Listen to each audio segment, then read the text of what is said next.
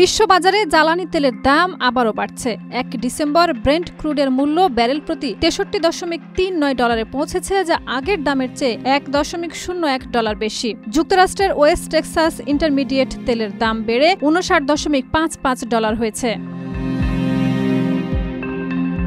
বিশেষজ্ঞরা মূলত কয়েকটি কারণে দাম বাড়ার কথা বলছেন। প্রথমত, ওপেক প্লাস সদস্যরা তাদের উৎপাদনকে অপরিবর্তিত রাখার সিদ্ধান্ত পুনর্ব্যক্ত করেছে, যা বাজারে সরবরাহের আকস্মিক বৃদ্ধি প্রতিহত করেছে। দ্বিতীয়ত, কাস্পিয়ান পাইপলাইন কনসোর্টিয়াম একটি বড় ড্রোন হামলার পর রপ্তানি বন্ধ করেছে। এই পাইপলাইনটি বিশ্ব জ্বালানি সরবরাহের প্রায় ১% পরিচালনা করে।